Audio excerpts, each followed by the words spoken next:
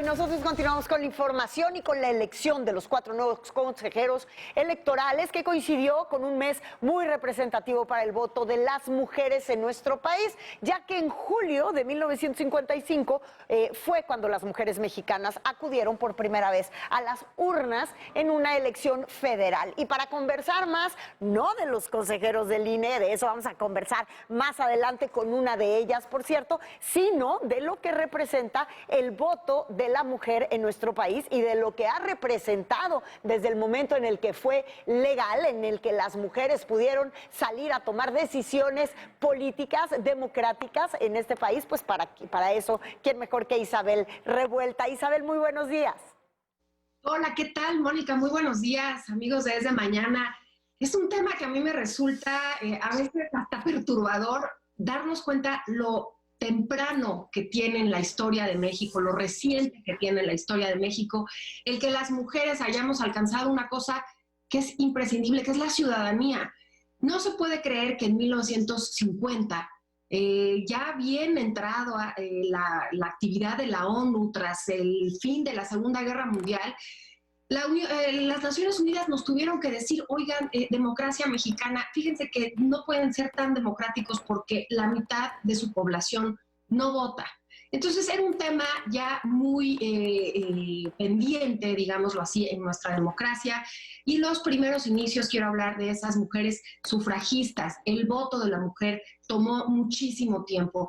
Ya en el Porfiriato, cuando las mujeres se dan cuenta que en otros países, las mujeres mexicanas se dan cuenta que en otros países el voto de la mujer era imprescindible, en México empiezan esas voces. Y las Violetas de la Náhuac fue un grupo de mujeres que publicó en el Porfiriato, en algunos diarios, que era necesario que la mujer votara.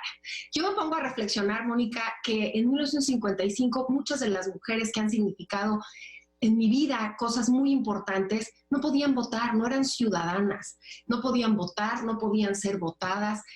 Podían ser madres, podían trabajar, podían hacer cualquier cantidad de cosas, pero no tenían la calidad de ciudadanas.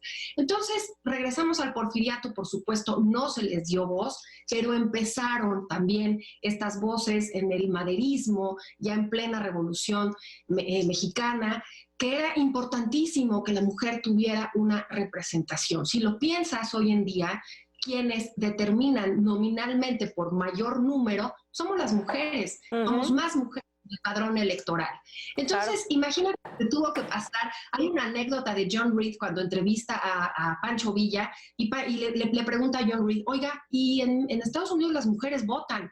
Si ganan la revolución, ¿van a votar aquí en México? Y que entonces el Centauro del Norte estaba acostado y le contesta, pues no lo había pensado, pero pues si allá en el norte lo hacen, pues acá tendrá que ser también.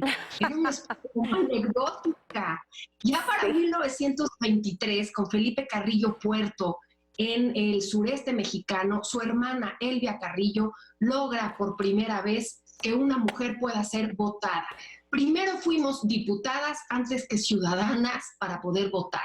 De ese tamaño. Increíble. Increíble. En la Constitución también Hermila Galindo, que era la secretaria particular de Venustiano Carranza, le pide que las mujeres tenían que entrar en esa Carta Magna, se deja a un lado. En 1937, con Lázaro Cárdenas, hubo también un inicio para reformar la Constitución, pero no se logra, Mónica, sino hasta 1953 en la Constitución. Y el voto se ejerce por primera vez la mujer el 3 de julio de 1955. 65 años apenas. Ahí está, imagínate, 75 años apenas, pues sí, porque es en realidad muy, muy poco. Y es muy interesante esto y sobre todo es muy interesante cómo fue cambiando, aunque lentamente, la política. Pues decir que con perspectiva de género es demasiado decir, no lo podemos decir ni ahorita. Pero la realidad es que si las mujeres en nuestro país somos las encargadas en general de la administración de la casa, de la educación de los niños, de la organización de lo que es la vida familiar, de la procreación de lo que va a ser una vida familiar, pues por ende es importantísimo que las mujeres desde ese entonces hasta el día de hoy cada vez tengamos un voto mucho más informado. 1 de cada 3 mujeres en este país somos cabeza de familia y eso implica que tenemos todo el derecho de y sobre todo la necesidad de opinar y de ser parte de la estructura administrativa de un país que en gran medida depende de las mujeres. Por eso creo que tu intervención del día de hoy, esta historia, esta parte de la historia es tan importante. Muchísimas gracias, Isabel Revuelta.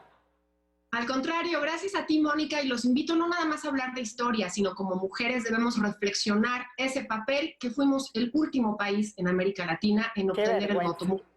¡Qué vergüenza! Pero lo tuvimos. Gracias, Isabel. Y bueno, nosotros nos vamos a un corte comercial. Regreso con ustedes en un momentito más. Tenemos más información.